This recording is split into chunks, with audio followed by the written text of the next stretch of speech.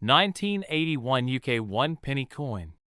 Hello there, coin enthusiasts, history buffs, and anyone who's ever found a familiar copper coin and wondered about its story.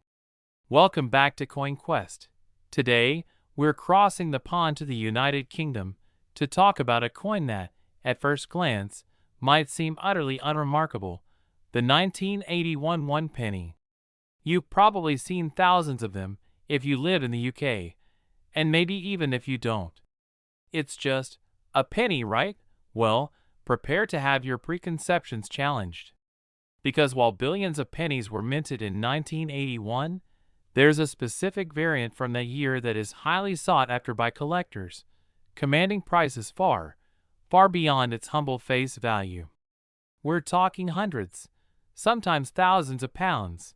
So, stick around, because we're going to delve into the fascinating history of this coin, uncover the subtle difference that makes some of them so valuable, show you exactly what to look for, and then reveal some jaw-dropping auction results that might just have you checking your coin jars with new intensity. Let's set the scene for the 1981 penny.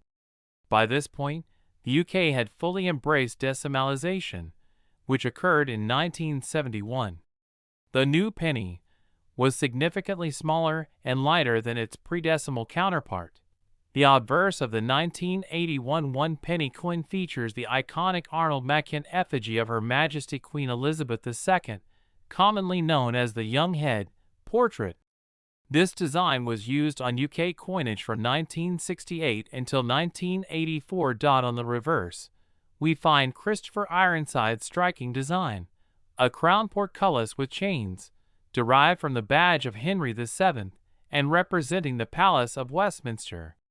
The numeral 1 is placed centrally above the chains, with New Penny inscribed below and the date, 1981, at the bottom. So, standard coin, standard year. Where's the mystery? Where's the money?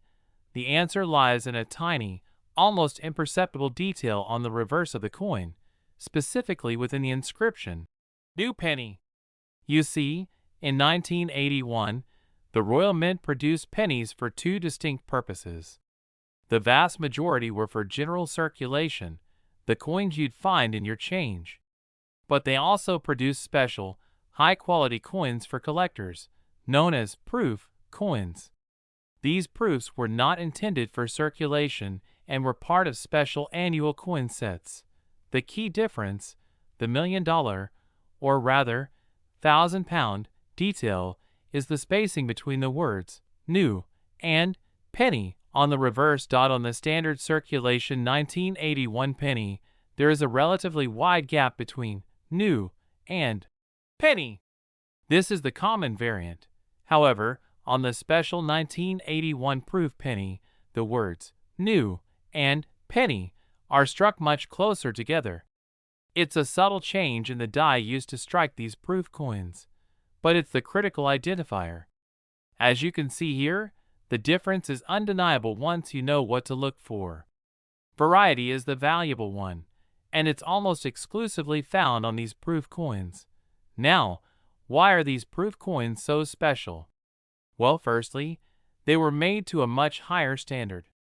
They were typically struck multiple times using specially polished dies and blanks, resulting in a mirror-like field and frosted design elements. They come in sealed presentation cases, not loose in your pocket.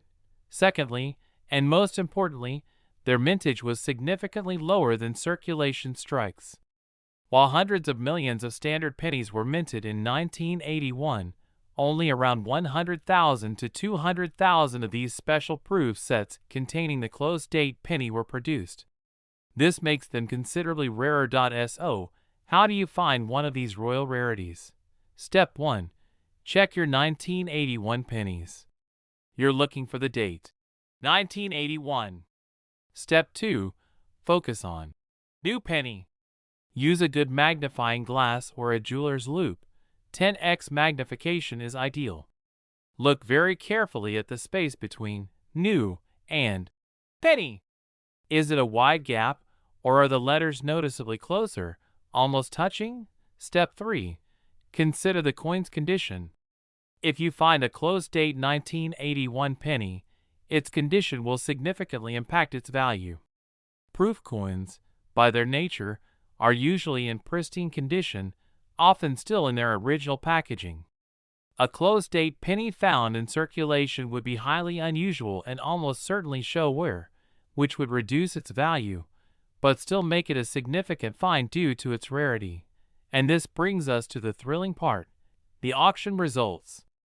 These little copper coins, when they're the rare proof variety, can command serious prices.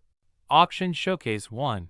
A 1981 close-date proof penny, still in its original Royal Mint packaging and in impeccable condition, can regularly sell for £100 to £300, or $120 to $400 at reputable coin auctions. This is for uncertified examples. But for the truly exceptional pieces, things get even more exciting. When these close-date pennies are professionally graded by services like PCGS or NGC, and achieve a high grade, say, Proof 68 or Proof 69 Deep Cameo, their value skyrockets. Auction Showcase 2. We've seen examples of a certified 1981 close-date proof penny achieve incredible prices, especially in the highest grades. For instance, a PCGS PR69 DCM example of the 1981 new penny close spacing type has been known to fetch well over £1,000, $1,200 at auction. It's a remarkable sum for a coin that originally cost just 1 penny. These high prices reflect the coin's rarity, its pristine condition, and the strong demand from collectors looking to complete their proof sets or acquire significant modern British rarities. While most of the valuable examples will be found in official proof sets, it's not impossible for one to have somehow escaped into circulation. Imagine finding that in your change. So, the next time you encounter a 1981 penny, don't just dismiss it. Take a moment, grab a magnifying glass, and check that crucial spacing between new and penny.